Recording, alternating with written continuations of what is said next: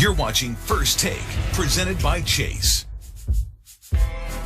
Back in 2011, Broncos quarterback Peyton Manning had 3 surgeries on his neck. Since then, Manning told Monday Morning Quarterback's Peter King that he can't feel his fingertips. I can't feel anything in my fingertips. It's crazy. I've talked to a doctor recently who said don't count on the feeling coming back. It was hard for me for about 2 years because one doctor told me I could wake up any morning and it might come back. So you wake up every day thinking today's the day. Then it's not.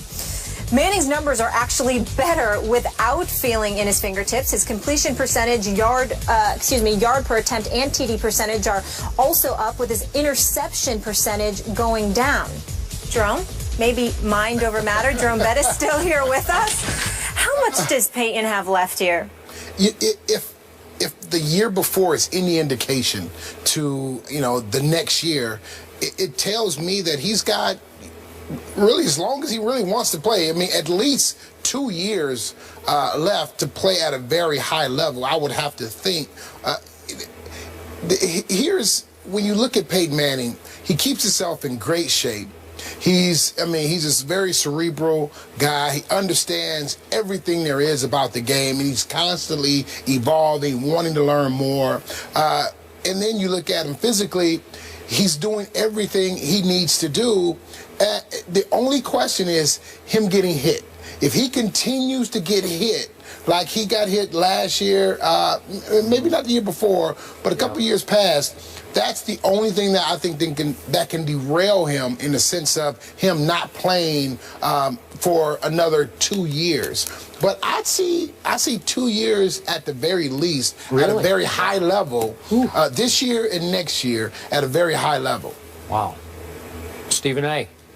I can't believe this is even a discussion. The last couple of years, not feeling his fingertips, Peyton Manning threw for 5,477 yards, 55 touchdowns, and 10 interceptions in 2013, completing 68.3% of his passes. And then last year, he completed 66% of his passes, threw 39 touchdowns, 15 interceptions.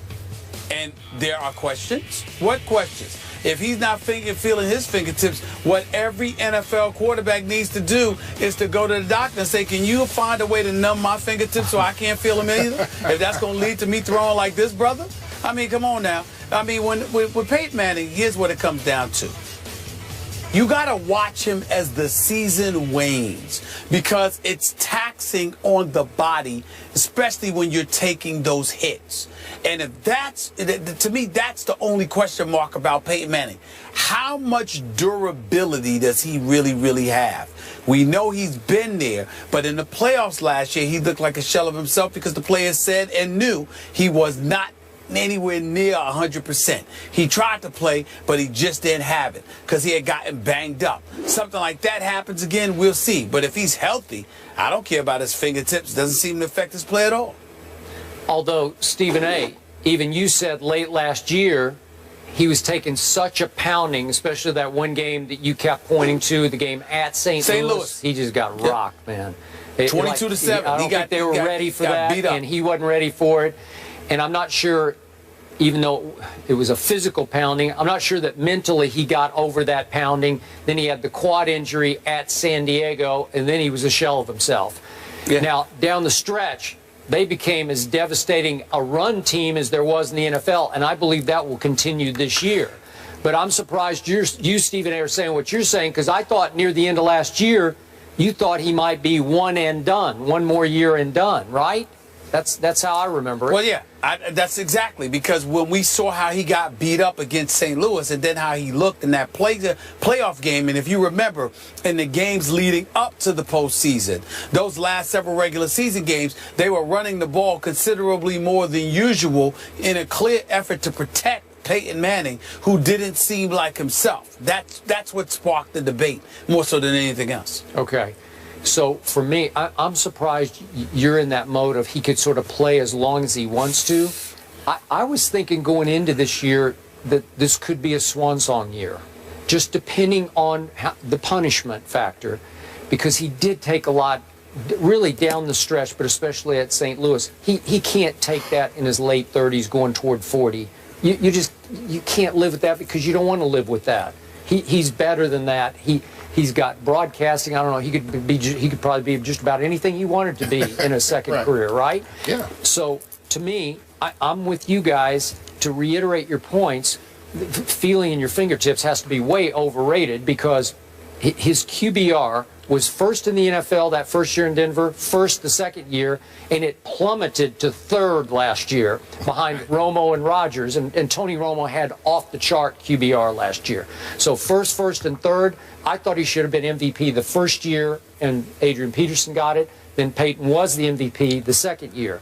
Well, this is an incredible stretch that he's had, and one key stat, over those 3 years, on passes of 20-plus yards, he has led the NFL in completion percentage on those passes. He's 48% on 20-plus yard passes. So your gripping of the football, it just doesn't matter if you can feel your fingertips because his hand strength and his arm strength is still good enough, obviously, because that coming off the neck procedures, all the talk was about he couldn't get his tricep to fire, so he had no arm strength. They've told David Cutcliffe has been here, the Duke coach, who's close with Peyton and Eli both, and Cutcliffe says that Peyton couldn't throw the ball across the room to him. You know, like he had no arm strength, and to do that coming off those 3 neck procedures is just all-time phenomenal. Now, but let me understand this. You're saying that first and QBR are first and a third, and then you think the next year is his last year? That's what I'm saying. I think if they can protect him, and he doesn't take those big hits, then he has the potential to continue to play. I don't think this year would be his swan song if they can protect him. I know that's the caveat to this whole conversation. If they can protect him, I believe he can play 2-3 more years under the right protection in terms of the offensive line, and especially with the new emphasis of running the football. I think this could give him some longevity because he's not going to take the amount of hits having to drop back as many times as he's had. And they do have a stable of running back. They go 4 deep, and they're all pretty good. They're all pretty good. They're all healthy now. And they're all healthy. And, okay, maybe that way, but if he has another game like the one at St. Louis, I think he would start thinking, I just don't know if this is worth it anymore. Absolutely. Or also if it doesn't work out with Kubiak and that new offense. Maybe. That's right. All right, so you guys segued so nicely for me. Speaking of quarterback hits, should quarterbacks be fair game in the read option? Find out who thinks there should be an amendment to the rule. The bus is sticking around. We need your thoughts on this. Yes, we do. We'd love to talk about it.